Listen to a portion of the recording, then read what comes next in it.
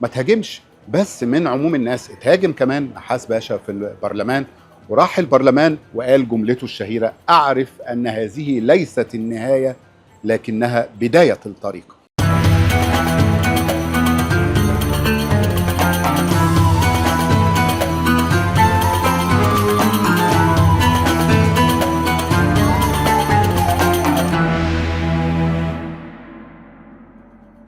النهارده جاي اكلمكم على معاهده 1936، بس خلينا قبل ما نتكلم عايز افكركم بقصه الحب الجميله اللي جمعت بين عمر الشريف وزبيده ثروت.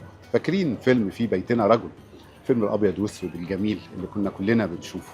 الفيلم ده الحقيقه في ناس كتيره ربطته بمعاهده 36، الكلام ده مش مظبوط. حتى حسين توفيق اللي استضافه، اللي قام بدوره عمر الشريف، واللي استضافه على فكره في الفيلم حسن يوسف لو تفتكروا، اللي هو في الاصل كان احسان عبد القدوس. كل القصه الجميله دي اللي بتعبر عن الوطنيه المصريه في زمن الابيض واسود الجميل والسياسه المصريه والمقاومه والوطنيه الاصيله، كل الفيلم ده ما كانش ليه علاقه بمعاهده 36. انا بس بصحح المعلومه، ويلا خلينا بقى نقعد ونشوف هي ايه معاهده 1936.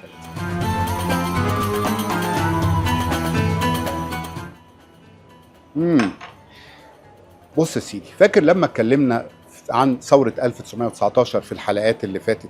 ده كان مسار من كفاح الشعب المصري وهو بيدور على استقلاله. فاكر شعار الاستقلال التام أو الموت الزؤام؟ قصة كفاح مصرية كبيرة. عارف لما الشعب المصري خد الاستقلال ولو جزئي في 15 مارس 1922، الاستقلال ده كان فاتحة ان احنا نبدأ في خطوات لمعاهدة 1936. كفاح الشعب المصري مسار طويل في محطات، زي محطات ثورة 19، زي 1922 لما خدنا الاستقلال الجزئي، بس طول الوقت هو مسار من الكفاح العظيم والتعبير عن الشخصية المصرية. تعال بقى عشان نروح لتفاصيل أدق بكتير في معاهدة 36.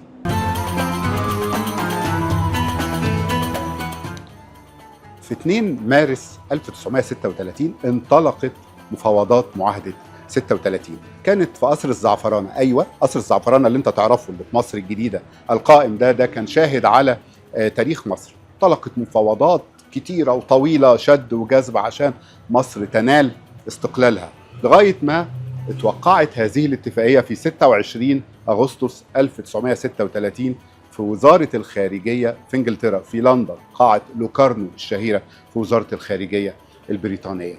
الحقيقة كان ده فصل مهم من فصول التاريخ المصري، وما نقدرش نغفل اللي قاله هنا عمنا نجيب محفوظ لما قال انه اتفاقية 36 اللي نصت على زيادة عدد الجيش هي اللي فتحت الباب، ولو بشكل كده مش منظور وخافي من تحت لتحت، يعني فتحت الباب عشان يبقى عندنا زيادة عدد جيش، وده اللي مهد عشان يبقى عندنا في يوم من الأيام ثورة 1952 اللي قام بيها الضباط الأحرار. دايما بنشوف ان التاريخ حلقات بتوصل لبعض، مسلسل دايما بيكمل بعضه لغاية ما نوصل للفصل الأخير اللي بنعيشه في مصر من الحرية والازدهار. النحاس باشا بعد معاهدة 36 خرج على الجماهير، الشعب يخاطبهم. 36 هي خطوة على طريق الجلاء، ولن نتوقف حتى يتحقق الاستقلال التام. مصريين ما كانوش راضيين قوي عن معاهدة 36.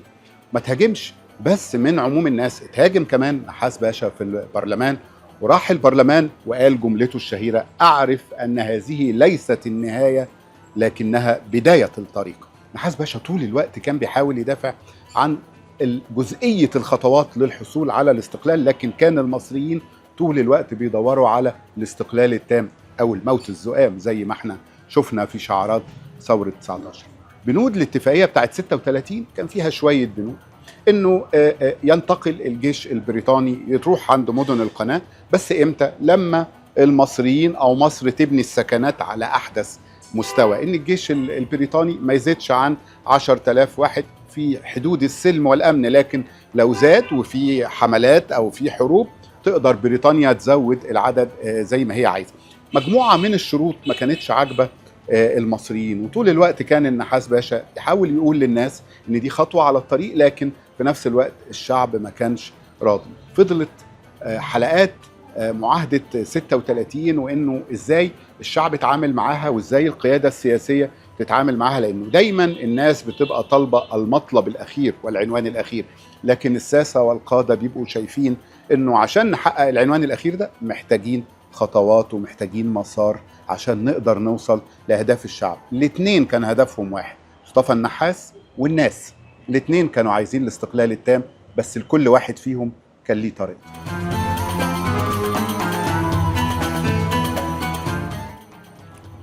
خليني اقول لكم انه ازاي المصريين كملوا خطتهم، ساسه وشعب، كل واحد بيفكر بطريقته. خطاب المجاميع، خطاب الجماهير، وخطاب الساسه. مصطفى النحاس باشا بصفته رئيس الوزراء في 8 اكتوبر سنه 51 جمع البرلمان بغرفتيه مجلس الشيوخ والنواب، وخطب فيهم خطاب عظيم يعبر عن شكل اراده الامه المصريه ممثله في قيادتها. قال: أنا من أجل مصر وقعت معاهدة 1936، ومن أجل مصر أطالبكم اليوم بإلغائها، فهي غنيمة للإنجليز وغرق لمصر. كوت، يعني قال جملة مهمة قدام ممثلي الشعب، وبالتالي اتنقلت للشعب بالكامل. لما أنا وقعت الاتفاقية دي كنت متصور إنها كذا، لكن هي النهاردة أنا اللي وقعتها، بطالبكم بإلغائها. ودي الحقيقة كانت شجاعة تحسب لمصطفى النحاس وللساسة المصريين في وقتها.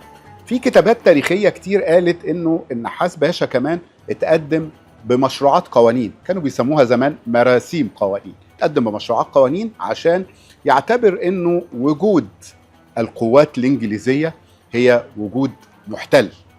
طبعا لو تشوفوا الخطة اللي اتنفذت بذكاء شديد، ابعاد القوات الانجليزية راحت على قناة السويس، يعني خرجت شوية من العمران، ما هو ما كانش العمران زمان واصل قوي لقناة السويس، خرجت شوية من العمران بعد ما زقها بعيد على الأطراف عند قناة السويس، رجع وقال دي قوات غاصبة تعتبر قوات احتلال. والحقيقة ده اللي المشروعات القوانين دي خلتنا نفك الارتباط مع الوثيقة من طرف واحد، ودي كانت شجاعة تحسب في وقتها أمام التاج البريطاني، لدرجة أنه التاج البريطاني اعتبرها إهانة ليه. خليني أقول لكم كمان أن في مذكرات محمد حسين هيكل باشا قال، يعني وكان يبدو مهاجما لمعاهدة 36، إنها ما اختلفتش كتير عن اللي قالته لجنة ميلنر سنة 1920 اللي كان رافضها المصريين، واتكلمنا عن ده في الكلام عن ثورة 19 واللي حصل في مواجهة لجنة ميلنر. بس المفاوضين المصريين في الوقت ده كانوا عايزين يعملوا تساوي عشان يقدروا يخرجوا بالمعاهدة، يقدروا إنهم يحققوا مكاسب. فكان كلام انه والله ده انجلترا هتدافع عن مصر لو حصلت حرب، وكمان مصر هتقدم للجيش الانجليزي تسهيلات، اراضي بقى، طرق، مواصلات، زي ما يكون انها تقدر تقدم للجيش الانجليزي. ده كان شكل المعاهده في 36، ما كانش فيه رضاء مصري كامل، وده كان الكلام الرسمي. لكن خلينا اقول لكم بقى المصريين عملوا، المصريين بقوا يطلعوا على خط القناه يعملوا عمليات فدائيه تجاه القوات الانجليزيه، السكنات الانجليزيه، اعمال مقاومه رهيبه جدا في كل الاتجاهات دفعت الانجليز للاستغراب الشديد من قوه ونضال الشعب المصري. ولو تفتكروا عيد الشرطه بتاعنا ده كان بناء على موقعة الإسماعيلية اللي كان فيها سنة 51، كان فيها عملية مهمة لاستهداف هذا القسم والقوات الإنجليزية، ومنها تخلد عيد الشرطة. حكاية النضال في الشعب المصري هي حكاية تاريخية ما بين الساسة وما بين الشعب، ما بين الإحساس بالمسؤولية في سياسي هيوقع ويروح يتفق ويروح انجلترا ويروح وزارة الخارجية، وشعب بيطالب بالحد الأقصى من الطلبات. معادلة اشترك فيها الشعب والساسة اللي بيمثلوهم، لكن في النهاية كان نتيجتها انه نضال الشعب المصري طول الوقت كان بينتصر حتى على المملكة التي لا تغيب عنها الشمس.